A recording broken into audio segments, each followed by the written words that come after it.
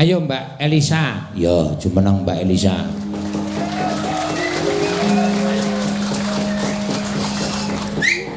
Mbak Elisa Orkarus Alaso. Ya. Presiden sing wingi mlebu neng apa kae Net TV. Ya. Acara apa jenenge iki? Patroli 8. Iya. Seneng. Ajake napi wae.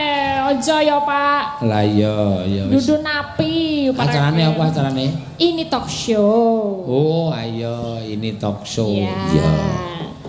Tapi yo nonton saka omah. Wah, seneng kok aku bangga kok no. Iya. Sindenku udah mlebu talk show ngono kuwi seneng. Iya. Ngono ya. Nek perlu ora meng Elisa. Ning sinden-sinden sing enom-enom ki aja mung trimo dadi sinden. Berkibar lebih tinggi dari sinden. Ya, mung aku tak golek sinden-sinden liyane. Nek sampeyan iso berkibar iso terbang lebih tinggi, aku malah bangga. Ya, kaya Elisa kuwi mbiyen tak kukup, tak ajari nyinden, saiki dadi terkenal iso mlebu ning talk show. Ya. Ora masalah, ora apa-apa. Ya. Pak Seno yo dijak lho janene kuwi ne. Nanti Ya kuwi dijak talk show karo aku ne. Tapi ra gelem. Sapa? Sing biyen kae. Lah aku ra wis matur to. Aku ki wis umur 47. Aku arep ngopo meneh? Aku dadi seniman kaya ngene iki senengku ra jamak-jamak, bungahku ra jamak-jamak. Ya. Biasa. Aku iso anu apa jenenge iki pentas nang ndi papan nggawa wayang kulit tekan ndi papan kuwi bungahku ra jamak-jamak. Kowe durung dadi bocah. Nuwun sewu aku ora pamer, aku wis pentas di 7 negara Eropa, Luar Amerika. Luar biasa.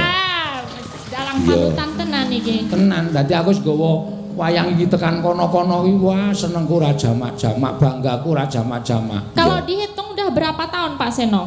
Ngeling apa? Mulai wiwit wayang jadi dalang Pak Senone. 91 aku iso mayang. Wong aku SMP iki iso mayang. Mlebu SMKI aku iso mayang. Ditinggal mati bapakku ning kono lagi tergugah rasaku. Aku nek ora nyambut gawe mayang, lar goleke sandang pangan mbokku nganggo apa? Ya, terus belajar mayang. Ya. Sopo-sopo nabuh juga. Iya, nabuh ya tak lakoni. Ya. Berarti udah lama ya Pak Seno ini. Maksudnya hidup dari budayaan ini, hidup dari wayang kulit. Ya, mula nek ana piyai sing ngandhake ana bocah arep sekolah ning pedalangan ana ning Karawitan, ana lho wong tuwa sing ngunekke anake, kowe nek sekolah ning seni iki arep mangan apa? Ah, itu sering itu. Saya juga sering dibilang gitu sama ya orang-orang. Lah sekolah seni, ya sekolah seni iki ngopo, sesuk dadi apa, gedene dadi apa ngono. Mesti ngono. Tapi sudah terjawab ya saiki Pak Seno bahwa saya sendiri juga dihidupi oleh seni wayang kulit sendiri. Luar biasa. Betul. Ya, mula kowe kudu tresna karo seni wayang kulit kuwi. Ya. Direwangi kaya ngene melek saben bengi ya mak. Iya. Tapi ra usah melek, rasa kesel kadang-kadang ana sing nakoni karo awake dhewe. Bucange niku lho istirahat. Hari apa, jam apa. Wong kula niku mboten mikir, kula iso turu 2 jam wonten iki bengine mayang wis semangat meneh. Watone wis ngedhep kelir ngene iki rasane wis luar biasa. Senenge ra iso ora kaya-kaya wae. Luwe-luwe ning Marrakesh kene. Marrakesh kene penontonnya luar biasa. Banyak sekali Pak Seno. Ngono ya. Berbagai penjuru. Sing padha lenggas mene akeh, mbuh terhibur mbuh ora, ning niate awake dhewe menghibur, itu sudah merupakan sebuah apa ya? Amal ibadah. Betul sekali. Ngono ya. Kalau melek iya wis kaya wong poso ya, Pak. Nek wong melek kuwi jarene wis kelebu apa prihatin ya. Oh, prihatin. Ya. Dadi nek sing do melek iki ya melu prihatin. Bener kok ya. Dadi aja nyempelekke wong melek iki prihatin tenan. Mula Sunan Kalijaga kae tau dadi sugawi suluk. Jane ora tembang ning sing tentrane suluk. Suluk turu sore kaki ana dewa nganglang jagat lan sak piturute. Oh iya tenan. Iya, ngono ya Mak. Iya prihatin tenan. Ngono ya. Iya. Ayo Mbak Elisa, iki wis wonten dawuh menapa? Kula kenembang menapa, Pak Seno? Saya suwe saya teka. Iya. Pak Marsito Pondok Ungu Perme minta disekarin Gubuk Asmara dinyanyikan oleh Sinden Tatin. Wah Tatin bengi iki luar biasa. Iya laris iki. 3 wisan lagune. Kabeh layang iki sing dijaluk Tatin kabeh. Iya, idola. Esuk nek ana sinden mulih lambene digib. Mergo nembang saking juwe ya mak iya. Ya didum-dum no. Ya didum-dum. Monggo Mbak Elisa arep nyekar apa? Napa? Ki nang pamundutan gubuk asmara ya ana. Nggih, gubuk asmara. Diaturake. Dicendolke. Mangke cendole patatin mawon nggih. Kok kan nyuwun pamer bojo. Nek pamer bojo niku ngangge gembot. Mboten saged ngangge gamelan, ngeten. Gembot ki apa? Kibot kok gembot. Ya. Mengke cendol dawete pas lewong mawon. Sugeng dalu diaturi titipan kagem para sinden saking Bapak Giono Polda kaliyan Ibu Gita. Nyun lagu Podang Kuning sampun dipun petakaken jajanan kagem paranggana. Wah, matur suwun. Iki sik wae apa? Podang Kuning iki. Ya. Podang Kuning. Wis dimenehi jajanan to. Nggih. Podang Kuning napa gubuk asmara? Podang Kuning engko gubuk asmara ana sing nembang dhewe. Nggih, Sendika dawuh. Apa? Sendika dawuh, Dara. Krunguku kok senjegok dawuh. Iya, padake kirek. Monggo, ya. Nadyan wujud temong peksi.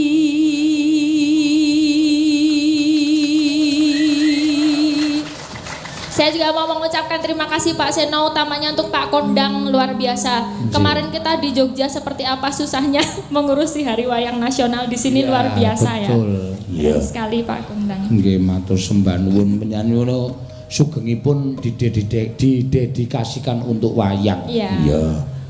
Monggo, ya.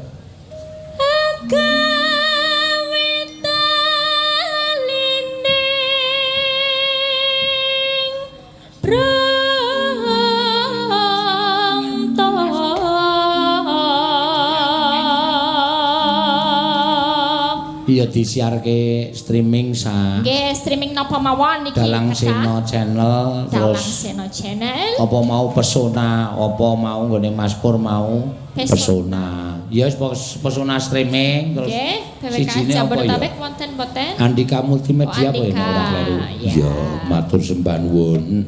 Total wis sing nonton 3 channel iki 23.000. Oh iya. Matur sembah nuwun. Ya.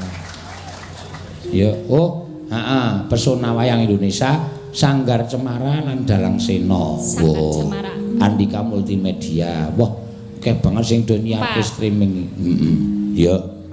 Alus manis tur mrak ati. Neno.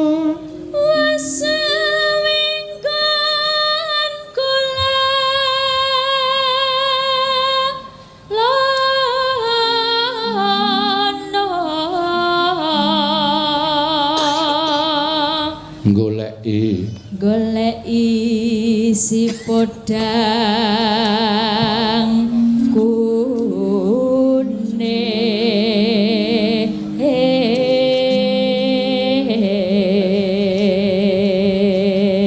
Neno. Ipo bunga henga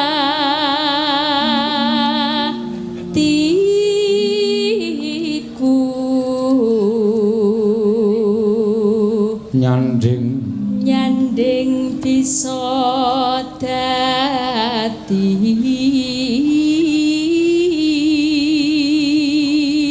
tombo.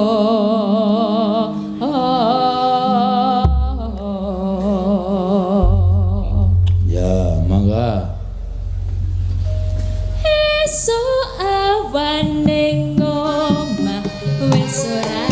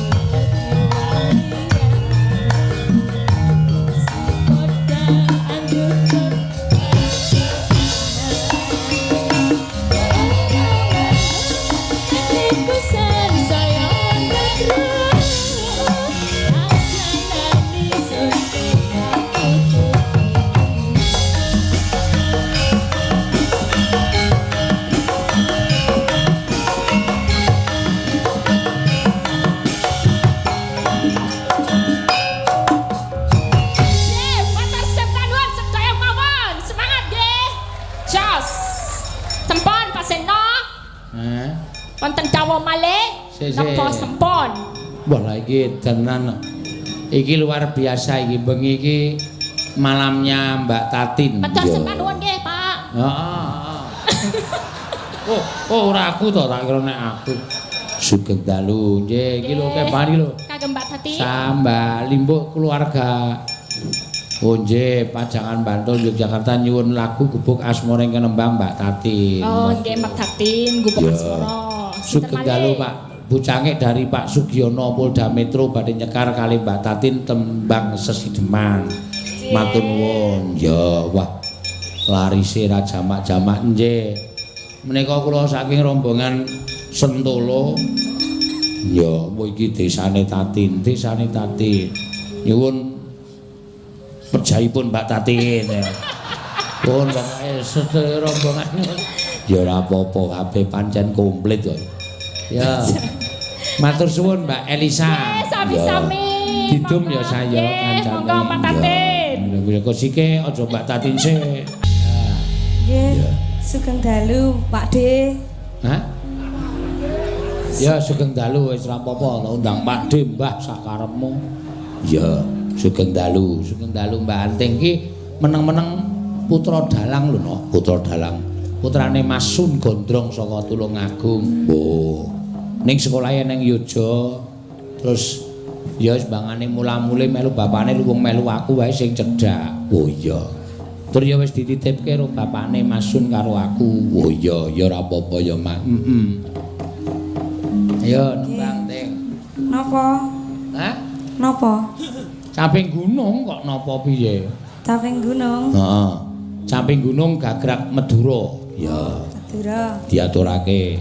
Bawani sing apik. Ya.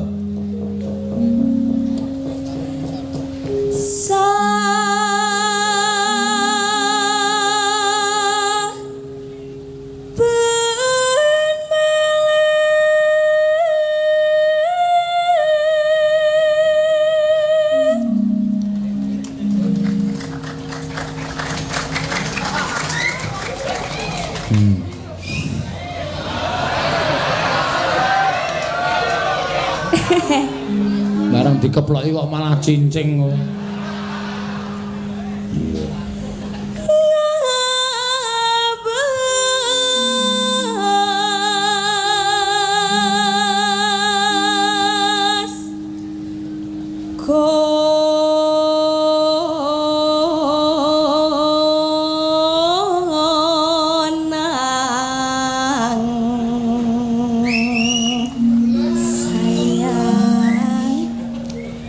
Pancen apik tenan nek Jasji. Nek muni nembang ngono suarane dan mendayu-ndayu. Nek wonge jan leteke. Mosok tasik letek Pak De. Piye? Tasik letek wae. Raimu ya dinai perawatan ping pira wae ya rupa tetep ngono kuwi. Iya. Ora bakal iso resik.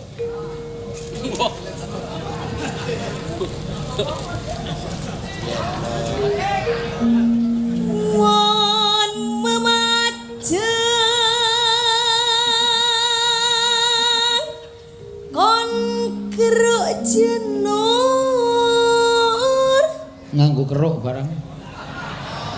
Lah nggih nganggo keruk Pak De. Iya, kan keruk kuning ya. Kuning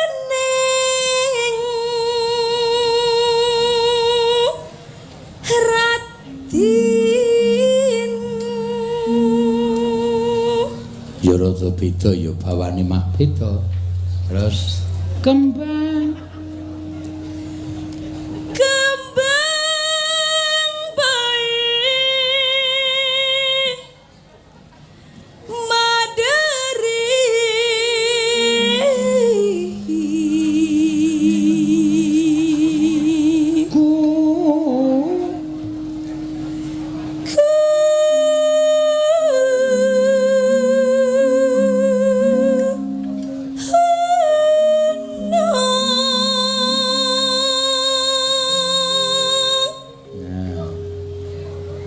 terus pasirna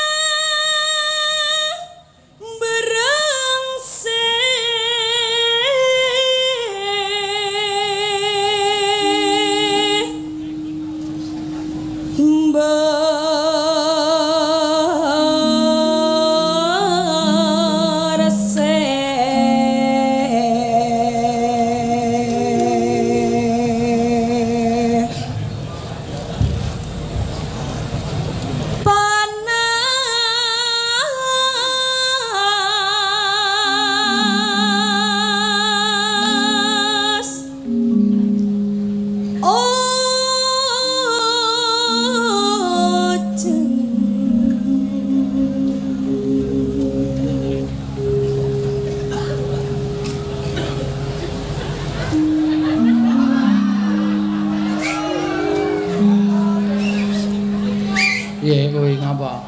Mboten napa-napa, Pak. Oh, tak kira. Mengene iki kok. Oh.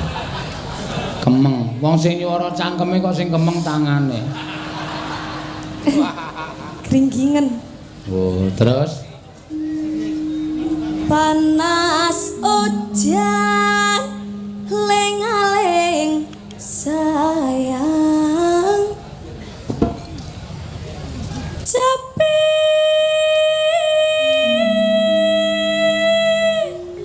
gunung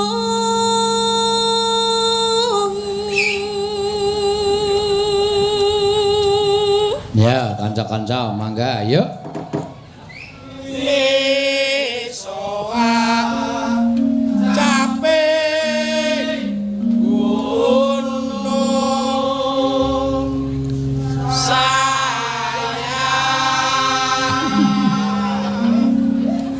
Aku lambe wiyaga kon muni sayang kok wagu. Iya. Terus make binek ka make binek laben laben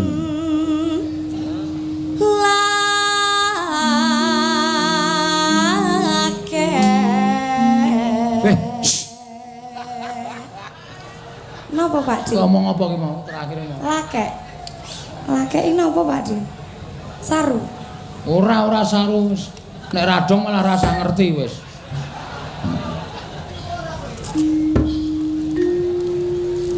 Inu menason berse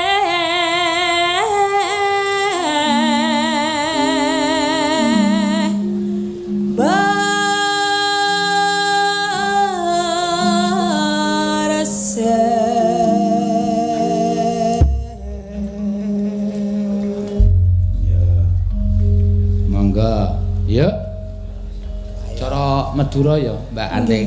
Nggih, Pak Dik. Diaturake. Yuk. Ki jaman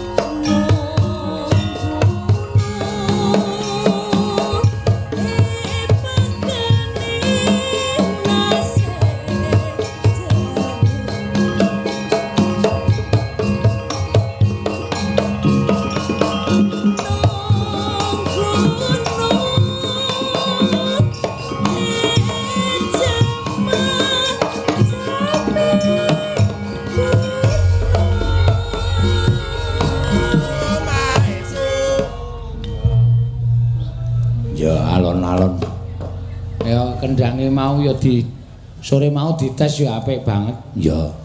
Barang pentas malah ora muni. Kok mesti ngono ya, Nok? Iya. Monggo. Syukur bisa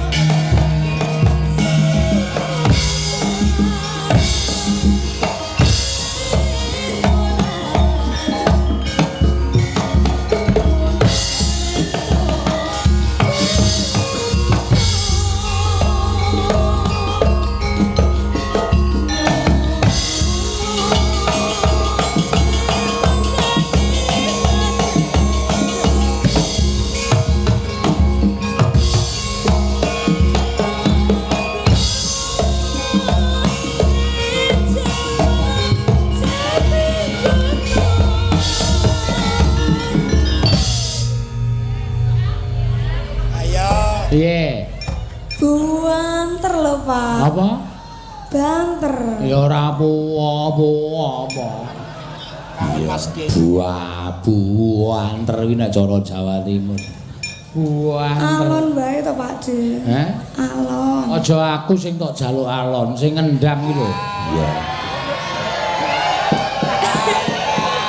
Kowe nek wis suwe ra ketemu rase karo sing ngendang ta. Iya. Mas. Mas. Mas apa? Mas. Mas Denko. Mas Denko. Heeh. Alon mawon, Mas. Alon-alon, Mas. Aku iki dhewe ning kene. Ora apa-apa mengke kancane kok dhewe piye? Aku sing joget kelenger, Pak De. Heh? Kelenger. Ya sing diangkat Denko pancen kowe bendang klenger. Iya. Alon-alon ya Mas Den. Iya, Dek. Mas Den. Iya. Iya, mangga. Syukur bisa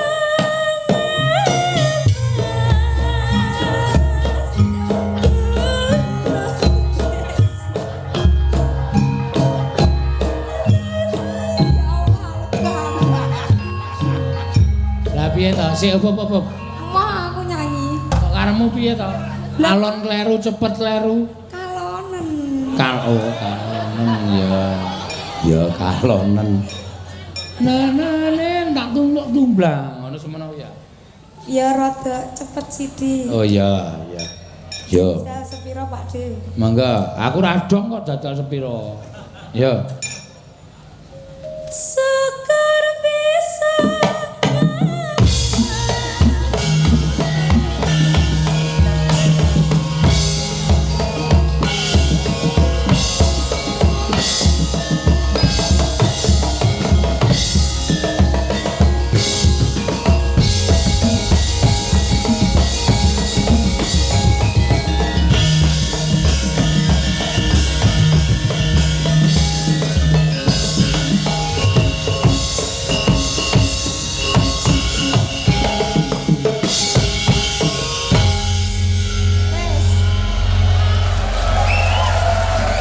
Ya ngene iki iramane ngene iki.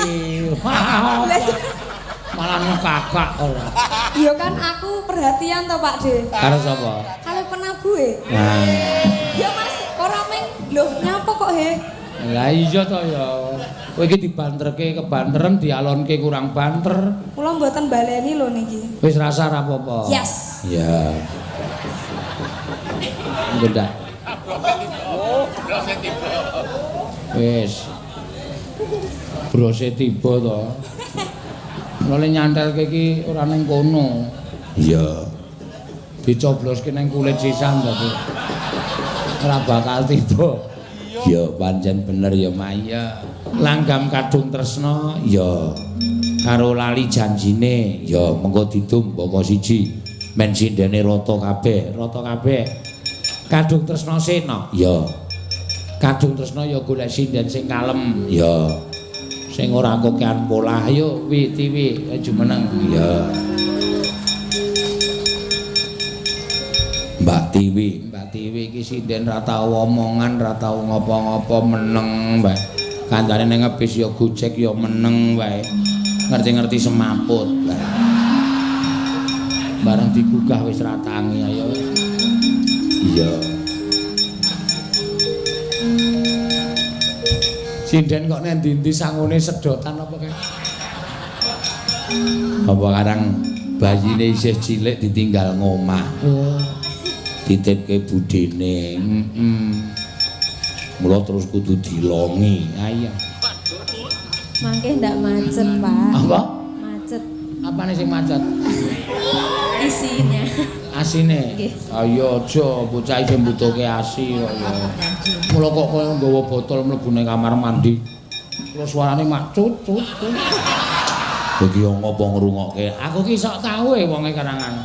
Ya aku mau ning kono wis paduro sing jaga kamar mandi.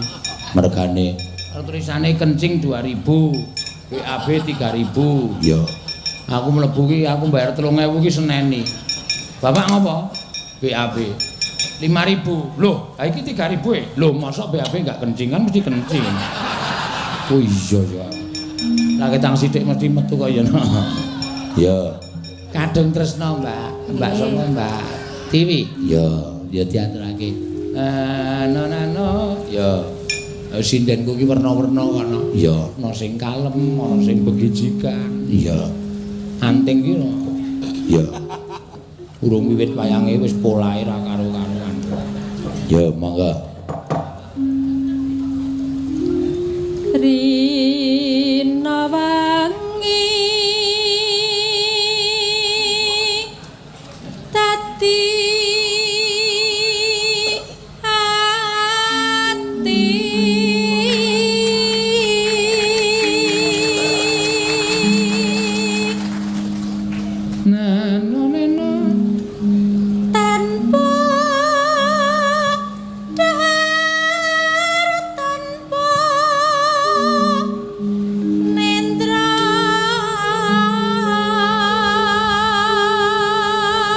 Saka ngendi iki, Mak? Saka Pring Surat Temanggung. Oh, Kotambaku. Nenone. Kayung yon marang selirane.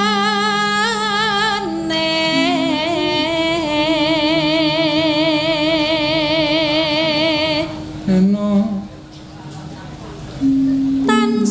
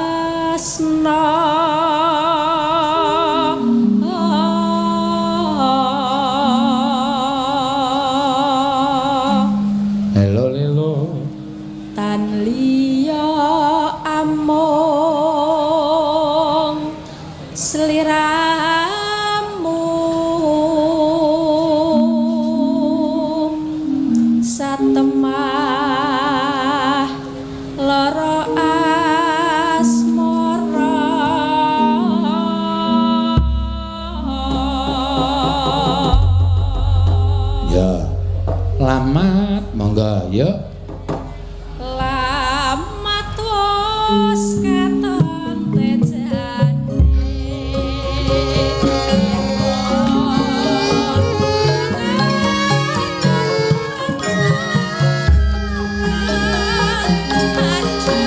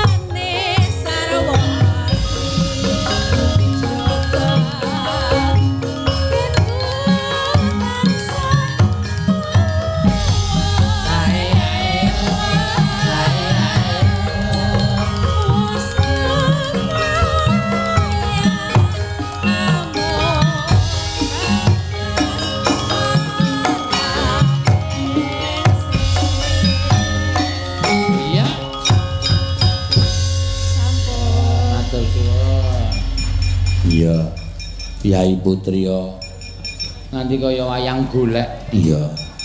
Ming meneng bae. Ngelih ya meneng. Marep ya meneng. Iya, bareng gelem madang rong piring ayo. Ndatekke ya, Mak. Matur sembah nuwun. Tatin nyotinyo gaweanmu tak tumpuk nang kene. Ya, ayo. Jumeneng, Tin. Ya. Pun mboten budheg kok niki. Nah, iki sing tak nehi kewajiban ngedum karo kanca-kanca sinden kowe. Ngono aku sing milih lagune tak keke Ika, tak keke sapa liyane kok ndak kowe nesunya. Wong iki nek nesu lambemu eleke ra jamak-jamak. Niki kelawan pripun? Ah ya dipilih dhewe-dhewe iki lagune pangune dienggo Ika. Ya. Engko terus tok keke Ika ya sak duwite ora kok lagune tok kon nyambut gawe Ika duwite tok emplep. Ya. Ngono ya, Pak. Engko tak nehi separo. Hah? Tak nehi separo. Ya utuh, kowe iki nek karo kanca mbok ora kebangeten. Iya. Niki kan maca kabeh. Ora kon maca kabeh tok pilih lagu-lagune iki lho. Iya. Sing pantes dienggo kowe sing endi, sing pantes dienggo Ika sing endi, sing pantes dienggo Mbak Ayu sing endi. Iya. Niki lek nyekel mic piye, Nek? Iki. Cepet. Jepitke kuwi rak ya iso ta. Jepit. Senengane. Tak pilih riyen nggih Ya niki. dipilih. Enten Sesi Demang. Heeh. Sing bawa Mas Karno ingkang nyekar Mbak Tatin saking Mbak Marlin PWKS Jabodetabek. Nggih, tambah meneh. Ya. Yo, monggo terus. Nggih, tembang kangen yang nggih dari Apa? Agung Oktaipin, anak Bu Saras proyek Kulon Progo Jogja. Nggih. Cekelke, Pak. Apa? Cekelke. Sing endi? Kertas. Apa gah oh ya. Lah napa? Tanggung jawabmu kok. Ya tak deleke kene ra apa-apa. Iya. Monggo. Iki diwaca kabeh. Ora usah diwaca kabeh lagune iki lho. Lewong. Terus. Gubuk Asmara. Terus.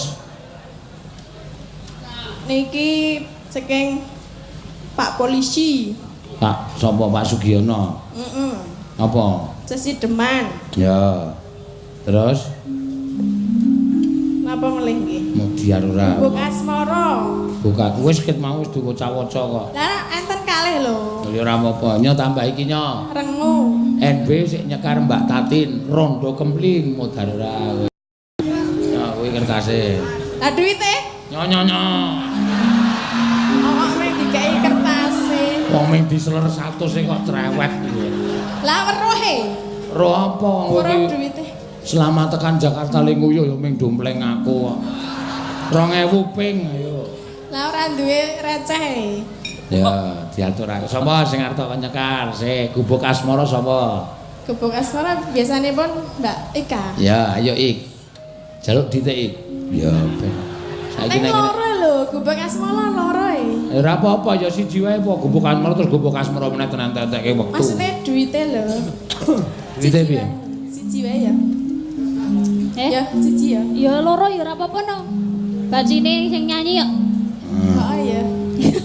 Keke ora malah. Ndi? Kuwi jebuk dhewe. Waduh. Kok terus ngono. Ora ngerti sing Gubuk Asmara wis tak tumpuk Sesi Deman, tak tumpuk Rengu, tak tumpuk Embuh. Milih Iya. ya. Dicek. Aja njukuk sing akeh dhewe lho, aja lho. Sing endi sing gubuk iki? Ya wis engko. Engko Oh, ya. gampang, sing penting Gubuk Asmara. Lah kowe ngopo ngadeg? Lah mbok, ngapa Pak? Ayo ngancani wong kuwi iki statusnya sing dijaluk kowe. Sing nenang sik renang ngantian. Ngapa? Sing nyanyi Mbak Ika. Kok pikirane tekan renang lho. Pak Seno. Ngapa? Sadar Pak, sadar. Sadar aku. Wis kebayang wingi lho ndelok angguke lho. Wow. Soale oleh joget nang ngarepe deknen makno. Walah. Giel-giel ngono to, Pak. Atatin ya bekas penari angguk kuwi.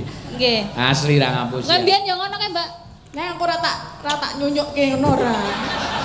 Lah mbok dinyunyukke. Mah, Kaya geni ya. Ya dibawani. Ya. Nyingkar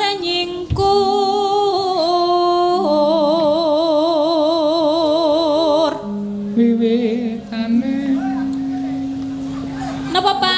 Yo, halo. Nggih. Halo. I love you too. Love you. Love you. Yo. Anteng. Ya. Wiwi tane nyingkar nyingkur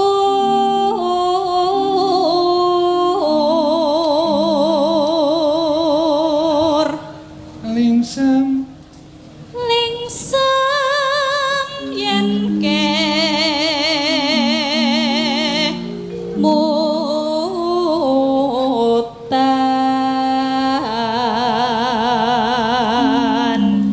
neno lelampahan kang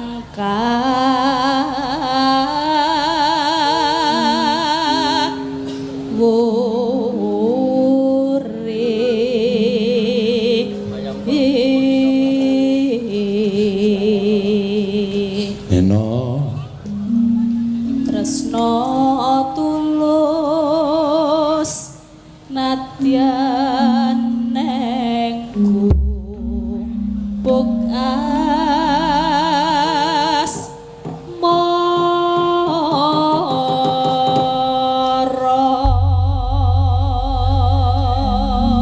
ya mangga Mbak Ika yuk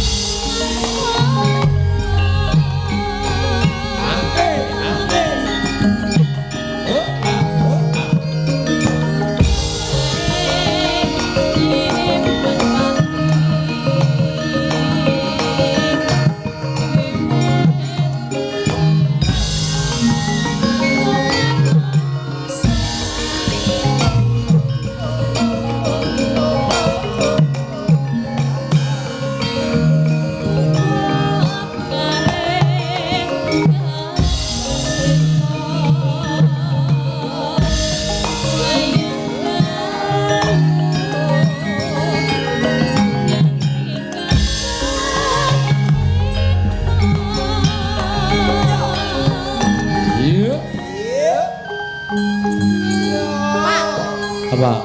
Lengan apa nang kene ngadeg? Wis ta, kowe iki meneng wae iki kok sampe dikon ngono kok. Ah nggih. Joget barang ya entuk kok. Sik njupuk sawerke. Matur nuwun. Iya. Nek, mangga.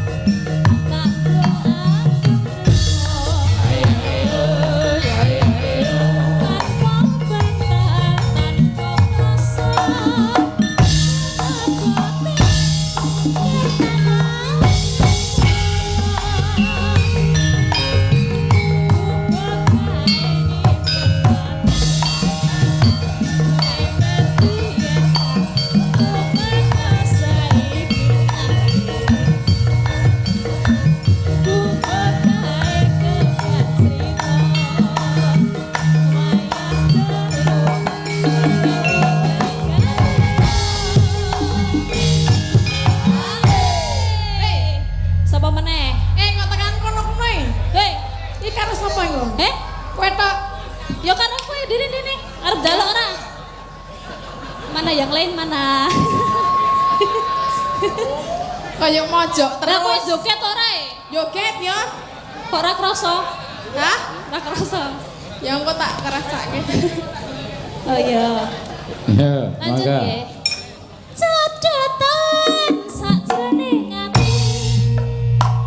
Datan luntur saya meraati. Aku kowe dadi karma.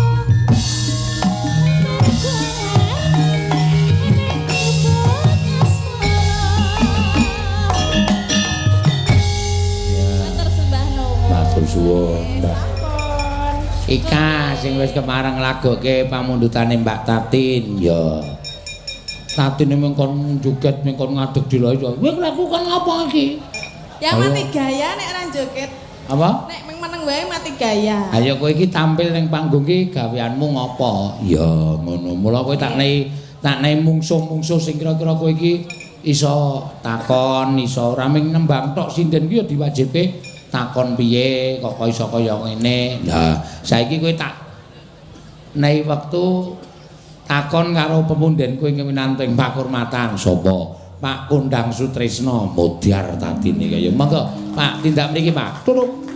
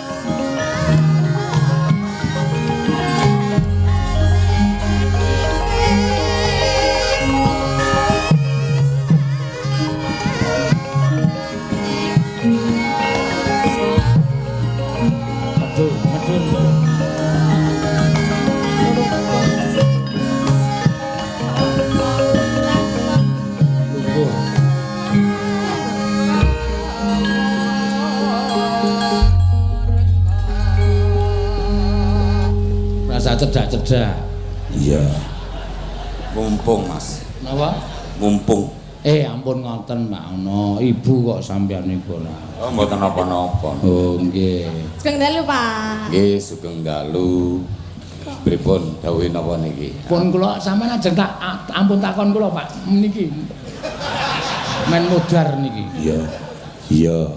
Nek takon kula, Bapak nek anu tanglet kula niku tetep sampai sekarang itu masih heran. Ya, kok heran piye? Bukan karena panjenengan menika minangka dados ketua umum Pepadi Pusat. Ya, kathah lho ketua umum Pepadi Pusat ingkang nuwun sewu kirang pepadi-pepadi sanesipun kirang inggihipun tanggung jawab babagan wayang. Nanging nuwun sewu Bapak menika pengusaha tapi sayang utawa tresna kalian wayang, hampir separuh hidup panjenengan menika dipun dedikasikan untuk wayang. Ya. Marakas kene iki pendak-pendak eneng wayang iki panjenengane no. Pendak-pendak eneng wayang panjenengane. Nganti aku tahu total-totalane hitung-hitungan karo sik Duwer sapa? Duwer kancaku kuwi luar biasa. Nek nganti panjenengane ora tresna karo wayang iki terus wayang saiki arep ngopo? Ya, ngono ya, Mak. Niku yang mendasari napa, Pak? Yang mendasari awalnya pertama memang saya suka, Mas. Nggih. Tapi yang kedua memang ini amanah. Oh. Dulu dari orang tua saya, dari bapak saya. Sampai ke wetu artinya sampai zaman sik duwe gamelan wayang nggih, wayang mung sithik. Aja sampai adol wayang nek memang ora enek nggo mangan. Sampai seperti itu dulu bapak saya pesan. Nah, terus saya hanya berpikir kalau bukan kita siapa lagi yang akan melestarikan wayang, karena memang ini warisan daripada nenek moyang kita, artinya itu, Mas. Itu yang mendasari saya. Awalnya memang saya seneng, saya tukang nonton wayang, Mas, sebenarnya bukan karena apa, tetapi saya punya memang angan-angan dulu, cita-cita saya bahwa nek kita mau melestarikan suatu budaya, khususnya wayang kulit, kalau kita tidak punya sumber atau yang menopang, yang tetap atau mungkin yang untuk menopang untuk pelestarian budaya ini rasanya sangat sulit kalau kita akan tetap hanya mengandalkan pemerintah. Jadi saya memang sudah niat bahwa sebagian rezeki kerja memang sebagian kita sisihkan untuk wayang. Jadi memang di dalam manajemen sudah tidak ada lagi seperti contohnya kebetulan kakak saya juga memang wong seneng wayang, jadi untungnya sebagian tinggal nanggap wayang, tinggal seneng-seneng. Nah, apa yang saya jalankan, apa yang saya rasakan selama ini bukan semakin kurang, alhamdulillah saya semakin menambah. Amin, Pak. Nah, itu karena memang kita jalankan dengan ikhlas, walaupun kadang kolone nggih ngersula sithik-sithik niku nggih enten wajar. Ngoten Mas. Tapi malam hari ini puncaknya Marakas, saya pikir pernah dulu Marakas lakon Sombo Juwing Pak Mantep, tapi kayaknya kalah pada malam hari ini. Memang ini luar biasa. Saya kepingin Kiseno malam hari ini bukan cuma 17.000 Mas, saya tunggu moga-moga tembus 20.000. Artinya memang amin. Nah, mungkin penonton memang sempat bingung, Mas Seno mayang kok nganggo cara solo. Nah, memang ini tak tantang Mas, saya yang nantang. Karena apa? Saya tahu persis Mas Seno adalah sudah teranggap putranya Pak Mantep Sudarsono. Itu betul. Nek sampai mayang reso kayak Pak Mantep, coba kita tantang. Akhirnya ya kita tonton bersama pada malam hari ini tadi bagaimana Mas Seno sore tadi sabetan Rajamala kayak apa, luar biasa gitu. Itu yang pertama. Yang kedua, saya kepingin antarane Yogya Solo tidak ada pemisah, mung perkara beda keprak. Nggih. Nah, artinya bahwa ya ayo keprak Solo ya kita nikmatin, keprak Yogya ya kita nikmatin. Artinya Pak Keliran jangan terpaku pada itu. Gitu. Itu yang kita buktikan bahwa penonton Marakas bisa terima kok Mas. Betul-betul pada malam hari ini saya yakin pasti menikmati pagelaran wayang nyanjenengan sing biasane mung metune bagong ngerol. Niki engko durung engko tetep ngerol bagonge, aja kuwatir. Engko ngerol par kesuk mane aja do mulih dhisik. Ngoten. Nggih. Tenggane ngantos Masnya mudhun panggung. Ben tele-tele engko nek njaluk foto. Nah. Pun nggih Mas niku. Nggih, kula dereng lho, Pak. Nah, pripun? Ora ya. Satu hal ini kan tahun pertama nggih, mriki untuk Hari Wayang Dunia Nasional. Nasional. Nggih, Pak. Untuk tahun kedepannya apakah mau nanggap Pak Seno lagi atau enggak? Oh. Anjen sinden cangkeme elek. Jenengan kita tawake malah. Ora usah tok tawake wis. Iya, Mas Seno niku nggih, Mbak. Nggih. Krungu Marakas niku sampai kemarin bulan puasa mbok tekne. Marakas sih kaya ngopo to? Memang ini sudah jadi idolanya para teman-teman seniman dalang. Jadi wayangan di Marakas kaitannya dengan Hari Wayang Nasional bukan pada tahun ini, tetapi kita sudah 3 tahun yang lalu setiap tanggal 7 November kita sudah lakukan pagelaran 3 malam untuk dalam rangka pemerintah saya memperhatikan pengajuan saya bahwa sudah berjuang selama 13 tahun, bukan waktu yang pendek. 2003 sampai 2018 niku 16 tahun. Okay. Nah, perjuangan kita selama 3 tahun terakhir sampai kemarin 2018 pun kita detik-detik akhir 7 November belum ditetapkan. Tetap aja kita tidak akan ada bosan-bosannya untuk melakukan pengajuan Hari Wayang Nasional itu. Yeah. Jadi saya tidak mau bicara Hari Wayang Dunia. Nek wayang Hari Wayang Dunia itu enten tanggale dhewe mangke. Itu memang ditetapkan nek mboten salah wulane April. Ngoten lho. Gitu. Oh, berarti ini untuk yang tanggal 7 ini Hari Wayang Nasional memang sudah ada kepresnya kepresnya nomor 30 yang ditandatangani oleh Bapak Presiden pada bulan Desember kalau nggak salah tanggal 11. Itu dan itu satu-satunya hari yang ditandatangani oleh Bapak Presiden di hadapan minimal 40 budayawan. Seksini ini kalau Pak Parmin. Itu di hadapan 40 budayawan. Itu bukannya kok tiba-tiba Pak Jokowi menandatangani, itu tidak. Semua sudah dipersiapkan dengan baik. Saya yakin itu. Jadi memang cari momen yang pas pada saat itu memang baru merintis kemajuan kebudayaan. Begitu. Jadi 7 November kita tidak usah ada orang lain yang merayakan Hari Wayang Dunia, monggo. Yang penting demi wayang. Tetapi yang saya luruskan bahwa 7 November itu yang pasti sudah ditetapkan oleh Presiden bahwa 7 November adalah Hari Wayang Nasional. Ngoten Mas. Nggih, Pak matur sembah nuwun. Ya, wah luar biasa no. Ya, nganti terenyuh ngrungokke mengendikane Pak Kondang ya sing separuh hidupnya didedikasikan untuk wayang. Ya luar biasa ya, Mak. Ya wis tin kowe rasa takon meneh. Lah nek perkara Mas Eno, Mbak. Nggih, pripun, Pak? Kula niku pun duwe tanggalan Februari kalian April. Nggih. Nek Januari malam Minggu napa Desember malam Minggu sing kosong kula kei job bengi niki. Job wonten sing kosong mboten? Calon penanggape enten teng mriki dalu niki. Nggih. Dilalah kok sing kosong Desember napa Januari malam Minggu. Niku saya wonten nek sing kosong. Sing jelas kula pun ngeplot Februari nek mboten rasa tanggal 12. Nah, April makanya kembali lagi ke Marrakas, Mas Eno akan tampil di sini lagi. Nggih, matur nuwun. Kowe kupingmu rungokno kuwi. Napa ta? Senengane kok dadak nawak-nawake nakon-nakon. Janjenengan seneng mboten nek pentas nang kene? Ya seneng, pendak aku sowan mrene. Pak Kondang ki mesti ndelok raiku. Oh. Dadi aku anggere ketemu Pak Kondang pertama ki raiku tak gawe sedih banget ya.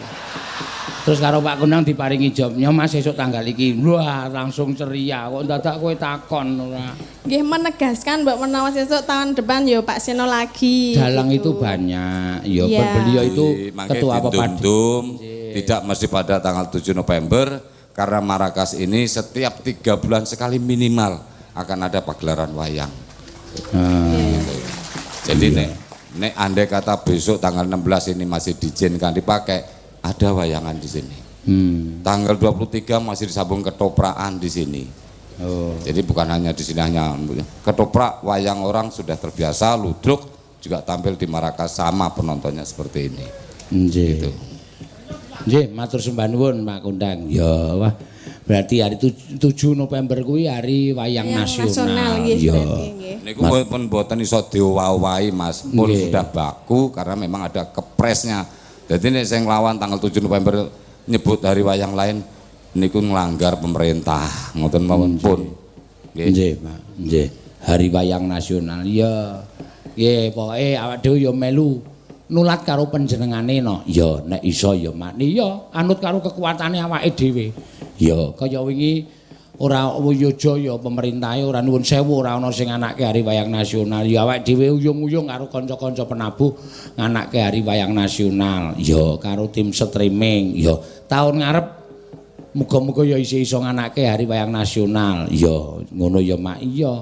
Karo panjenengane nek pancen wis nyemplung ning nggon dunia wayang ya kudu lahir batin kudu wani klebus tenan. Ya pancen kene nggih. Matur suwun Pak Kondang. Ya matur sembah nuwun. Ya Tin. Napa Pak wonten dawuh napa? Pun cekap nggih Mas. Nggih. Napa mangke Pak Bambang kedu rengeng-rengeng niki nek mboten Pak Bambang rengeng-rengeng nggih mangke. Nah, ampun munggah ampun beres niki. Monggo ha iki. Kula tak mudhun gentenan. Nggih, matur suwun. Ya iki ya diduetne ben duet. Pak Bambang ki ya nuwun sewu. Marskal apa?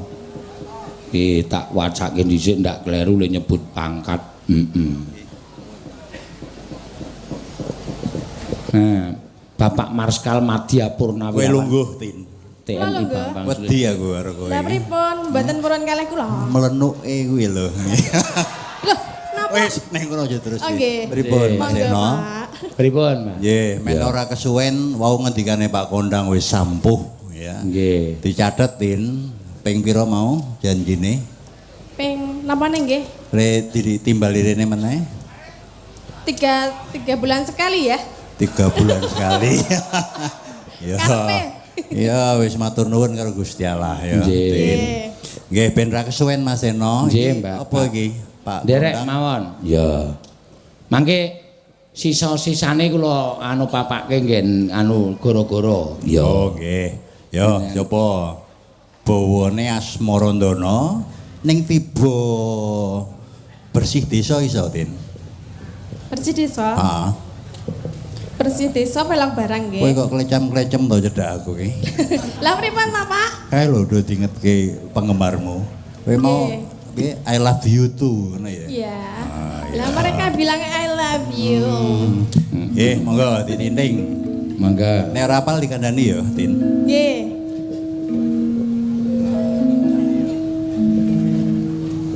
Kekarane wong akrami. Oh. Marskal.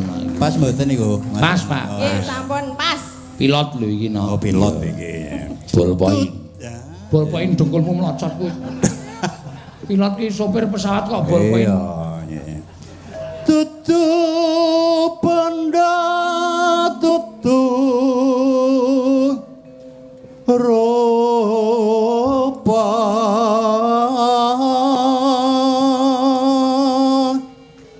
ora ana sing nyawer ya, Tin.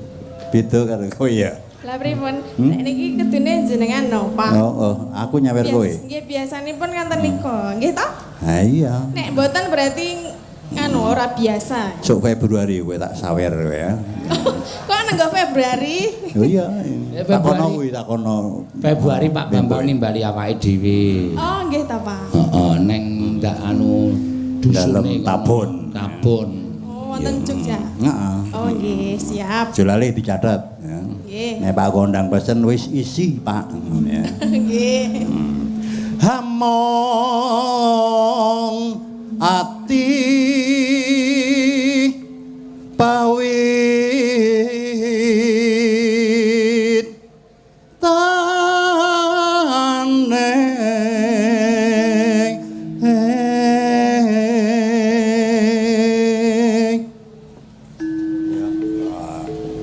Ojo seru-seru ngandani nek ketok ora apal aku. Hah, kowe mau? Luput pisan kena pisan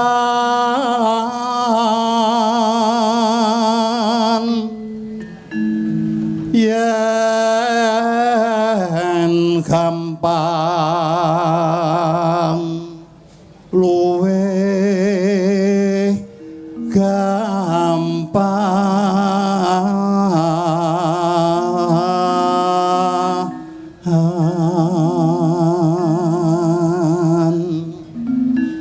Elisa.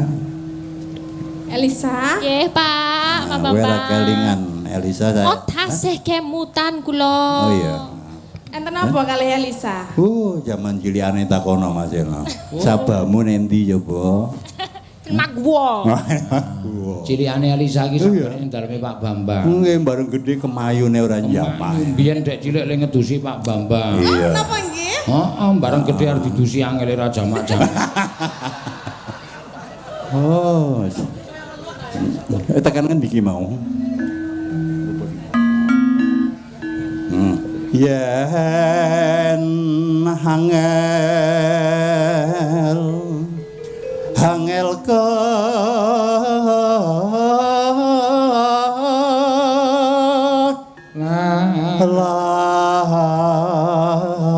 langkung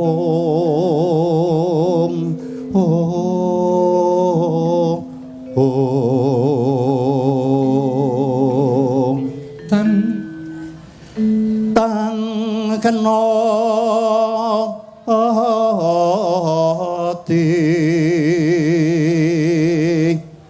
numbas arto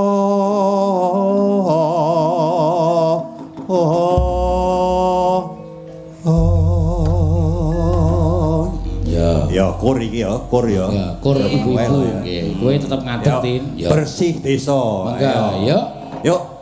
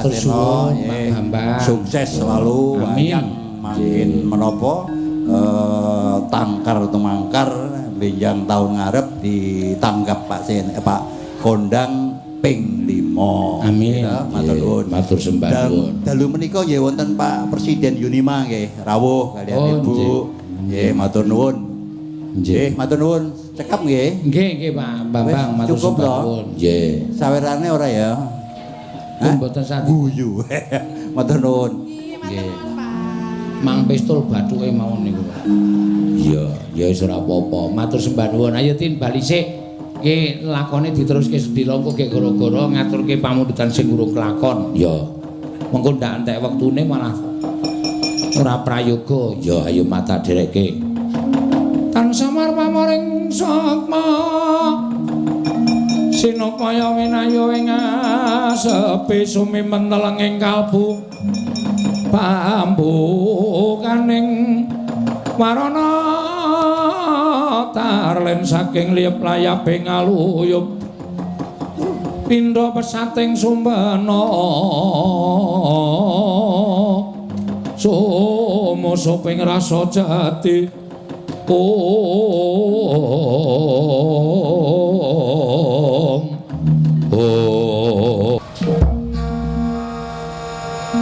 Pamanaryo Kanjeng Hyang Matmursi Para Bisma Bawadurna Kakang Prabu Karna ing Awangga ing wonten timbalaning ngadapunggil iya putu eneng apa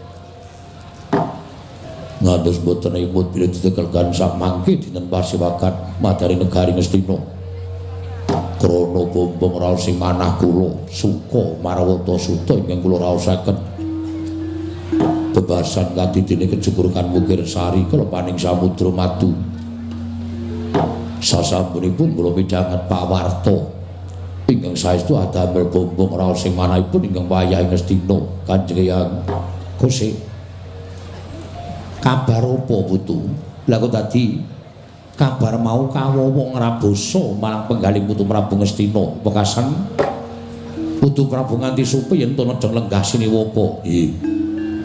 Kabar pawarta menika kula wawan dadosaken jengjem tuwin marem tentrem anggen kula lenggah dampar ke Prabu Ngastina.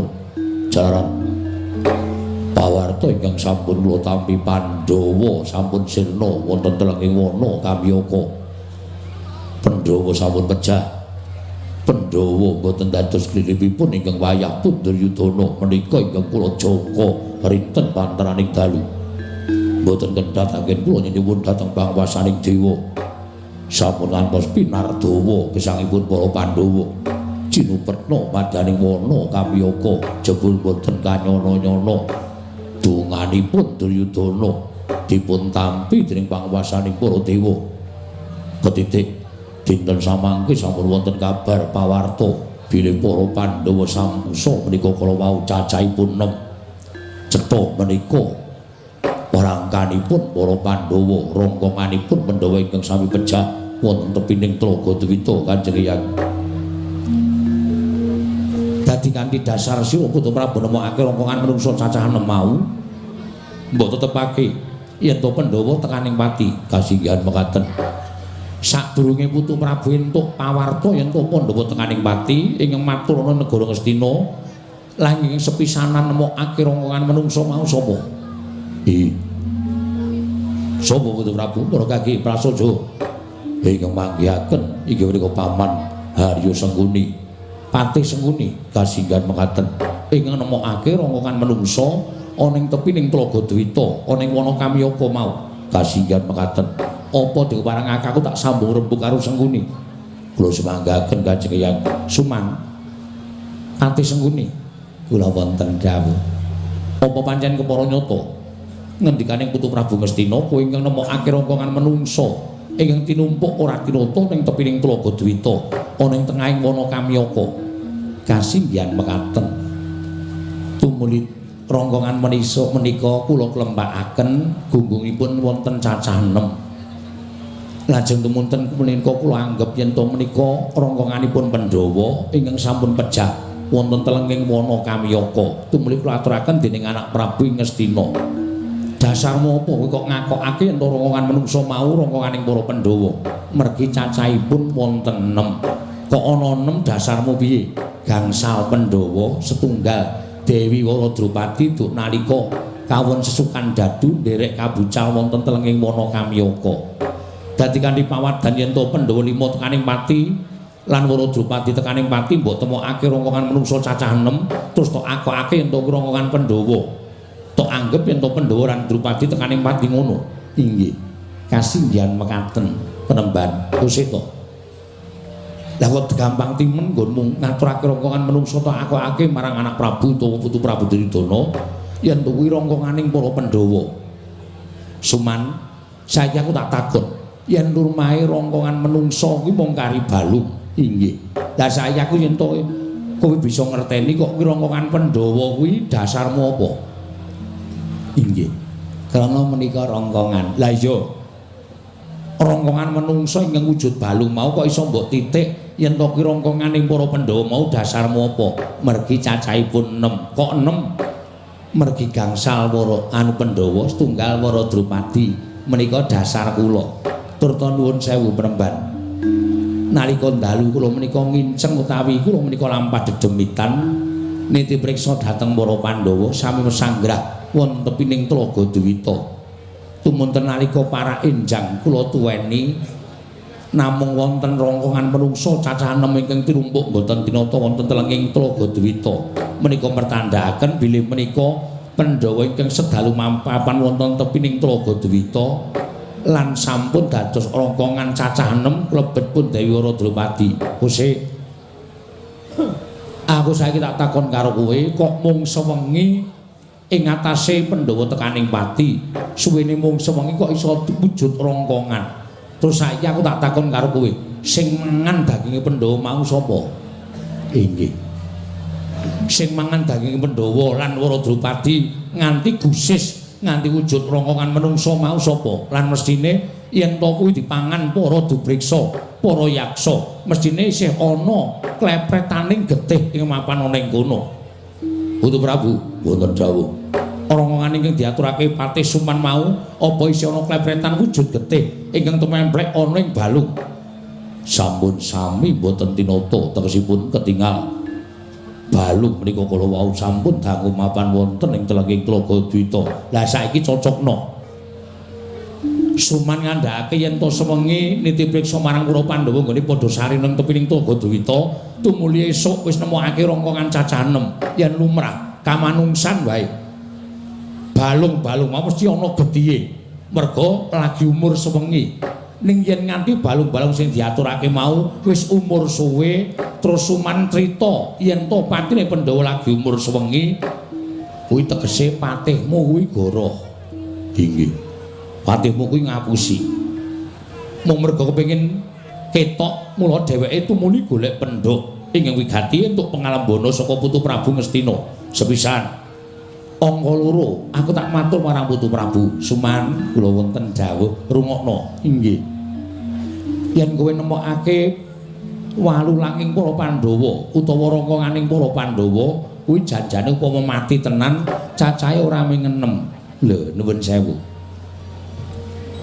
Pandhawa gangsal tambah setunggal menika to gunggunipun 6 mboten kok sedasa 10 kuwi mergo hitunganku beda karo kowe kok benten ana ing swasana apa wae ana ing kahanan apa wae Pandhawa kuwi ora nate pisah karo para Panakawan monggo Pandhawa ditutke Wara Drupadi cacahe ana 6 ditambah Panakawan 4 ya kuwi Semar Garing Petruk Bagong upama tekaning pati rongkongan menungso mau cacahe ana 10 ora kok 6 inggih ora inggih iki rungokno inggih ngestaken dawuh penembang dadi apa to sababe aku tansah mancahi rembugmu sengkune merga biyen tekan saiki kowe iki mesti atur goroh karo putuku Duryudana pamrihmu apa supaya kowe entuk pangalembana supaya kowe entuk pangalembana saka Putu Prabu Ngastina barang sing ora nyata mbok kandhake nyata barang sing saknyatane nyata nanging mbok kandhake ora nyata dandang mbok kandhake kuntul mbok kandhake dandang mergane apa mergane mung kowe kepengin aja nganti kamukten negara Ngastina kuwi keliya apa lurekmu gedhawamu ingkang kaya mengkono mau ora tak ngerteni Patih Sengkuni aku wis ngerti aku wis rumangsa kowe mekonah karo wong kono karo wong kene mbok rewangi kowe adu kono adu kene mung kepengin pangkat kelungguhan patih yen wis slegdang-slegdang nyam kamukten dadi patih kowe iso nginger pemerintahan negara Ngastina Duryudana sing lungguh dampar ning sing nginger keperintahan kowe rak ngono to inggih inggih piye nggih mbok menawi leres kados ngendikanipun Sang Mahatma Resi Wara Bisma menika mboten cocok nyatanipun menapa ingkang kula tindakaken menika kula nuwun sewu namung supados anak Prabu Ngastina menika tetep dados nalindra ingkang anjayeng bawana ning carane aja ngono Sengkuni aja ngesuk-esuk marang sanak kadange ngesuk-esuk karo sedulure apa mbok anggap sesukan dadu sing mapan ana negara Ngastina mau ora saka pokal gawemu yen sing obyok dadu Duryudana ora bakal menang karo Puntadewa wis to ora bakal menang najan Puntadewa kae ratu ingkang nganti ditengeri getih putih dening para Brahmana nanging Puntadewa kuwi olah nggone sukan dadu pinter ngungkuli sapa wae ya merga saka julidmu ya merga saka kelakuanmu nganti Ngendraprasta sak jajane entek nganti Drupadi dirang-irang dening Kurawa kuwi merga saka lambemu kuwi merga saka gedhawamu Sengkuni apa kowe ora wedi karo pasiksan sing ngenteni kowe ana ing alam baka kono Sengkuni menika rak namung crita perkara kasunyatan lan botenipun lah kula dereng ngertos pasiksanipun kados menapa menika kula dereng ngertos mila bab menika tinggalipun menggali menika lumiyen-lumiyen kemawon nganti Pandhawa nduk buang ning Wanakamiyaka setahun umpetan kuwi merga saka nggonmu milik marang negara Ngendraprasta kok isih kurang nggonmu ngesuk-esuk marang katentremaning Pandhawa Purwati wonten dawuh kabar sing tampa yen to Pandhawa tekaning pati kuwi ora bener iki merga saka gaweane Patih Sengkuni nuwun sewu kula gadah seksi penemban. Lho, seksimu sapa? Kula gadah seksi menawi Pandhawa sampun pejah lan rongkonganipun kula panggihaken wonten telenging wana Kamyaka mapan wonten tepining Tlaga Dwita menika kula ngagem seksi. Supados sak mangke atur kula menika pinitados dening anak Prabu Ngastina. Seksimu sapa? Aku tak weruh. Seksimu sapa? Kakang Duna. Pripun Dewate? Sampeyan seksine nggih Kakang, sampeyan weruh dhewe yen to kula nemokke rongkongan menungsa, rongkongane Pandhawa wonten tepining Tlaga Dwita. Dek kapan? Kakang Durna. Pripun? Sampeyan dadi seksi kula to? Nggih, seksi bab napa? Patine Pandhawa teng tepining wana Tlaga Dwita. Wana Kamyaka sampeyan priksa. Oh, nuwun sewu Dek Patih. Menawi dipun dawuh dados seksi kula mboten mawon. Lho. Kok mboten mawon? Mergi nalika semanten panjenengan namung nuduhi wujuding rongkongan menungsa. Nanging dereng kantara menika para Pandhawa menapa sanes? Menawi kantos menika kala wau sisip dudu para Pandhawa, ateges kula menika nderek dosanipun. Kula menika nanggung dhateng klebatanipun Adipati Haryasengkuni. Mengaten wonten tembungan ora mangan nangkane nanging gabul pulute. Menika kula ajrih lho, Di. Kula wedi, Di. Mila nuwun sewu menawi perkawis patine para Pandhawa menika panjenengan nak yenaken menawi menika pejah inggih kula semanggaken. Ning tumrap kula nek dadekke seksi kula mboten purun. Nuwun sewu. Sampeyan wau rak pun nampa amplop. Amplop napa? Amplop sing rada kandel. Nalika sampeyan kula tanting dadi seksi sampeyan wis nampani amplop. Amplop niku nuwun sewu lho Kakang Durna. Niku dienggo biaya minangka seksi. Lho. Dados menika kala mau dipun sogak ta kula. Ketoke nek panjenengan gelem nampa nggih ngonten niku. Wah, Dek Patih nika teng dhuwur lemari amplope. Nek sampeyan ajeng jupuk meleh. Anggep Durna iki mata duwiten. Anggep Durna iki pendhita iso disogok. Wah, mboten Dek Patih. Menawi kudu nganggo dhuwit kula kon ngakoni Pandhawa tekaning pati, kula wedi menawi kula nampa dosane sing gawe jagat. Kula nuwun sewu. Nek ajeng mang jukuk bali teng dhuwur lemari. Mengkela nggo tuku rokok. Nun, mengkela nggo tuku rokok. Sampeyan dhewe sak rombongan. Ateneh akeh. Maju Pak, kula mboten ajeng gelem ngakoni. Lho, Durna kuwi kandha ya Pandhawa durung tekaning pati lan ora gelem dadi seksi. Lah kok tuwe adreng, kowe ngeyel yen Pandhawa tekaning pati sampun. Sakmenika ngaten nggih mawon. Dipun rembaka sedalu muput menika mangke mboten wonten kerampunganipun ing Baku. Kula saged netepaken yen Pandhawa sampun pejah. Sak mangke Ngastina mboten wonten ingkang wantun ngucik keprabunipun anak Prabu Ngastina. Ya sakarepmu ning titen-titenan. Aku netepake yen Pandhawa isih urip, monggo anggenipun badhe mestani. Wonten pirembagan menika bedaning pepanggih menika mujudaken satunggiling kaendahan. Mila panjenengan dakwa yen Pandhawa tasih gesang inggih monggo, ning kula netepaken nek Pandhawa sampun duwe pejah penemban. Sicem jroning pasewakan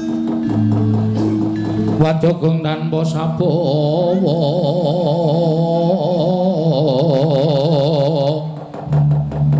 kapraban dening Sang Nalindra Tama ing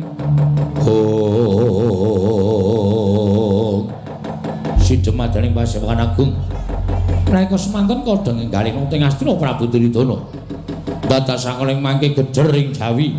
Apa to kang dadi darunane? Ora nomacan ora ke Gajah Medha Joko Pantilan. Kejawi napa wonten satunggiling kalendra ingkang saking tlatah Sabrang ing wantun miyak sanggering ing samyang gantung sibo. Minggah madaning Datraya nyerpepeh pindha sata matarangan.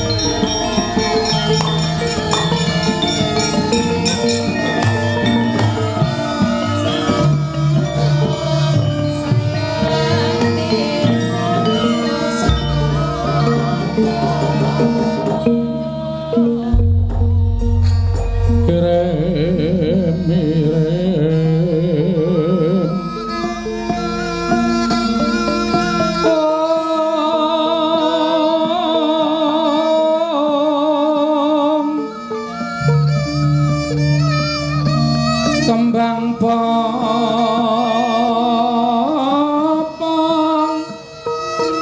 ratebang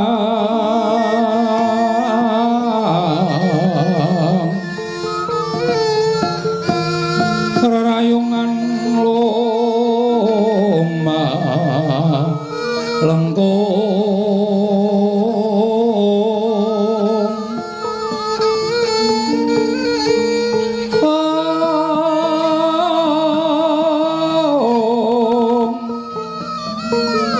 malengkung rumambating liyan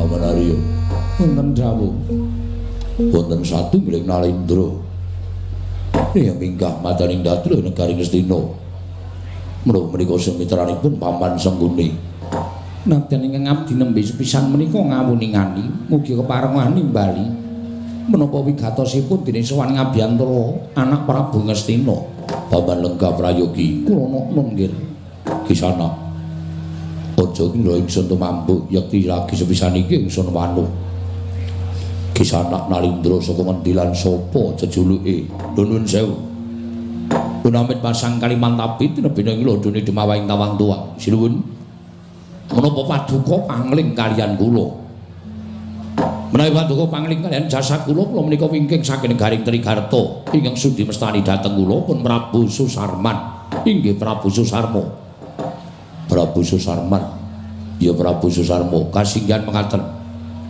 kebareng kula ngaturaken sembah pangabekti kula kunjuk sinuwun ndak tampa ora liwat pangestu Tambanana kula pundi nggo jimat paripih dayana ning kasantosan migatine apa dene sira sowan monggo tanpa tinimbalan nggih wale-wale menapa estunipun sowan kula menika namung mbuktekaken dhateng pawarta ingkang sampun sumebar warata saindenging jagat bilih negari ingkang wiyar piyambak negari ingkang ageng tur inggih agung menika mboten sanes namung kejawi negari Ngastina tumunten kadarang-darang saking negari Trigarta kula menika nanjaken sareng kula dumugi wonten negari Ngastina jebul pinanggihipun leres negari ingkang ageng tur inggih agung menika mboten wonten sanes kejawi namung negari Ngastina nyatanipun sareng kula dumugi wonten negari Ngastina kula nyawang praja Ngastina menika sajeg jumlek selanipun gesang kula menika dereng nate pinanggih kaliyan negari ingkang asri lan endahipun kados mekaten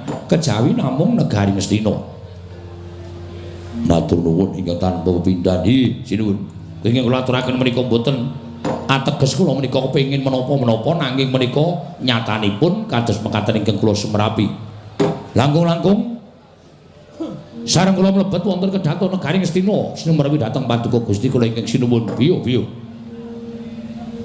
Ngastina menika sampun boten kekirangan menapa kemawon. Negarane Jembar sing dadi ratu dasari Nalindra gagah pideksa godhek wok simbar jojo pantes lamun panjenengan menika minangka dados pengayomanipun para kawula sak praja Ngastina. Iya. Tumunten sak mangke wonten petangan-petangan nalika semanten kula menika mireng ujaripun para kawula. Wonten ingkang sami ngraosi Ngastina menika kalah yen ditanding kalian Wirata. Semanten ugi wonten pirangan kawula ingkang sami nyebat yen Wirata kuwi kalah yen ditanding karo negara Ngastina. Mula kana ingkang sami nyebat yen to Ngastina lan Wirata menika irip-iriban dinga pilya. ing samukawis berkawis ya agung ya ageng negarane. Nanging sareng kula nyatakaken wonten negari Ngastina jebul pinanggipun Wirata menika mboten wonten sapra sekawanipun negari Ngastina. Nuwun sewu. Kula matur mekaten yen ditraju babakan jembar kula pitados sami-sami jembaripun. Yen ditraju babakan kesugihan mbok menawi Ngastina ugi boten kawon kaliyan negari Wirata, semanten ugi Wirata mboten kawon kaliyan negari Ngastina. Nanging nuwun sewu. Menawi ditraju babakan nalindranipun menika paribasanipun bumi kaliyan langit. Paduka Nalindra muda dasari gagah piteksa Wirata menika nalindranipun sampun laduk yuswa. Tur ngibaratipun negari Wirata menika upaminipun singa menika sampun boten gadahi siung. Sampun boten gadahi kegiatan amargi setanipun mati kenca rupa lan rupa kenca lan raja mala ing menika dados cagak tuwaking Nalindra ing Wirata sakmangke sampun pejah samangke sampun boten wonten ateges Wirata menika paribasanipun upaminipun wujud reca menika sirahipun saking emas awakipun saking tembaga nanging sukunipun saking lempung menawi rubuh sak wanci-wanci boten badhe kangelan yo menawi kula dados Nalindra Ngastina nuwun sewu lho sinuwun menawi kula menika dados Nalindra Ngastina aja nganti kawibawan kuncaraning asma Nalindra Ngastina dipun sameni utawi dipun padhani dhateng Nalindra liyan praja kados ingkang dados raosanipun para kawula ingkang kula aturaken menawi kula dadi cara Nalindra Ngastina upami kula menika dadi ratu Ngastina Wirata sampun kula blengket Wirata sampun kula bedah. Ngastina lan Wirata dados tunggal, menawi dados tunggal, jagat menika mboten wonten ingkang ngimbangi dhateng negari Ngastina. Jagat menika sampun mboten wonten ingkang ngimbangi dhateng negari Ngastina kejawi namung kayangan, kejawi namung kayangan. Menapa mboten moncer. Panjenengan ratu muda saged amblengket bedah negari Wirata, ratu ingkang sampun laduk yuswa. Nuwun sewu. Menawi paduka ndadahi kreket karkat kados mekaten kula menika mboten namung udu dhateng atur kula nanging kula ugi udu dhateng para prajurit paduka kula aturi anggebak negari Wirata saking wingking kula badhe anggebak negari Wirata saking ngajeng sinuwun menawi ngajeng lan wingking dipun gepuk Wirata menika mboten ngantos sak siring bawang sak umuring jagung sak uruping damar Wirata tentu dados kukupanipun Nalindra Ngastina Prabu Duryudana.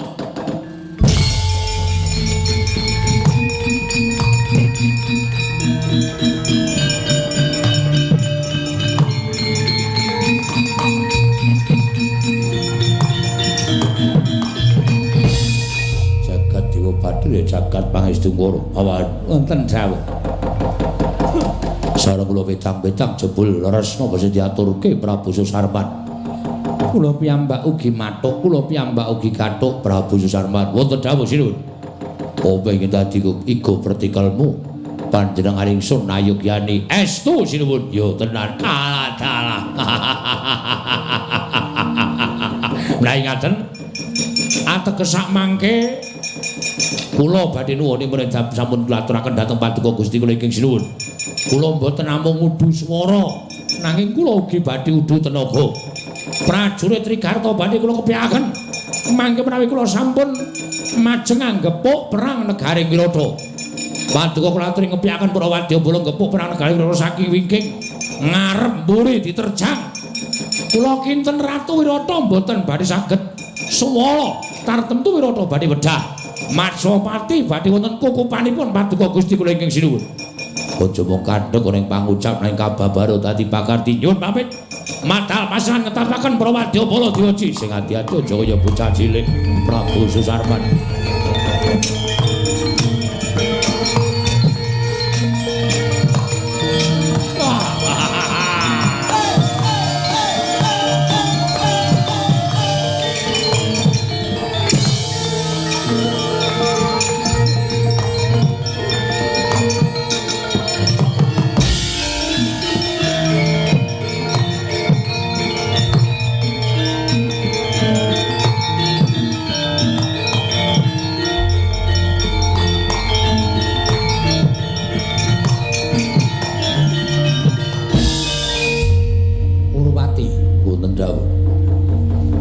upama ta sira kula Putu Prabu kuwi bakal ngelar jajan. Mestine kuwi wis dadi kewajibaning Nalindra bedah negara mboyong putri Bondo Ratu. Saben Nalindra diwenangake bedah marang negara liyan supaya iso ngelar jajan kuwi wajibing Nalindra. Nanging ana pernatan kudu nganggo layang penantang. Aja nganti tumindake ning ora sak mesine. Wirata tok bedah kuwi kekarepaning Putu Prabu sumangga ning ngaturna layang penantang marang Ratu Wirata Prabu Matsapati. Aja diarani wong Astina kuwi jirih getih wedi mati ngatasé gepak perang negara ing Wirata tanpa nganggo layang penantang. Pamanarya kados pundi?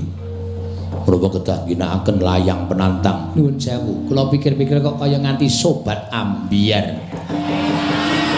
Dadak nganggo layang pelayangan barang.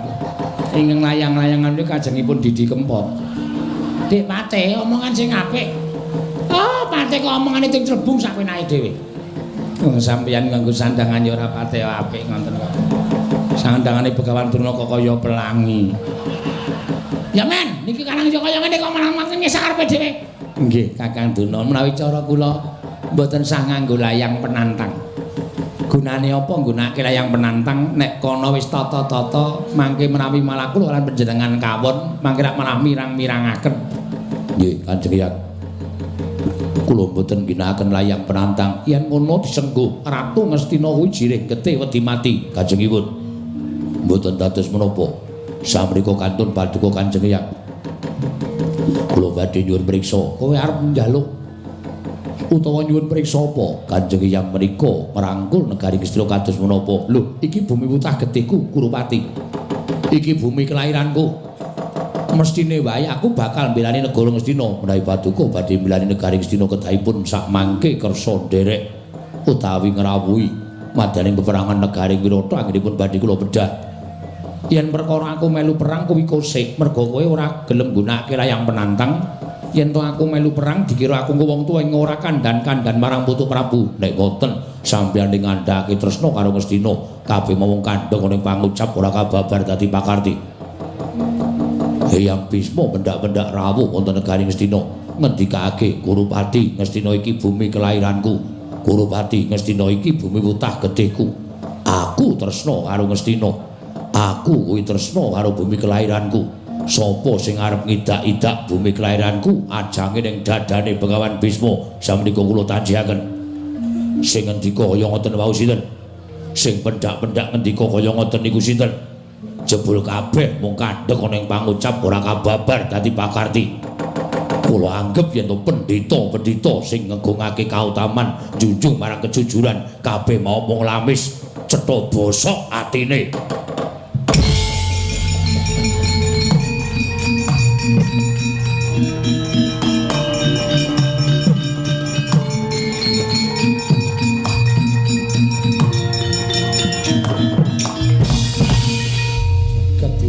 Jagat Pangestu kuwi lha dalah Kurupati, Kurupati. Lah kok landhep suaramu nganti natoni marang atining Begawan Bisma ya. Ning aku jejering wong tuwa aja nganti aku nuruti marang Bramantyaku wekasan ndak ora prayoga. Tak tutke nggono maju perang ning Pabaratan. Ning aku janji aku melu ana ning negara Wirata, ning aku ora bakal nggunakake gendhewaku, ora bakal nggunakake jemparingku. Aku mengkepengin nonton kaya apa kekuatane putu-putuku Kurawa nggone bakal bedah negara Wirata. Lho semanggaken. Putuna, wonten dawuh, Ger. Kula trisagah majeng peperangan wonten ing negari Wirata. Oh, inggih ngesnaken dawuh. Mboten badhe serak, nggih kula badhe masturi dawuh Sabdatama Paduka anak Prabu Ngastina. Kakang Prabu Karna, kula ingkang badhe minangka dados senopati ngrabosa tiyang-tiyang Wirata. Matur sembah nuwun tanpa pindhan Pamanarya wonten dawuh.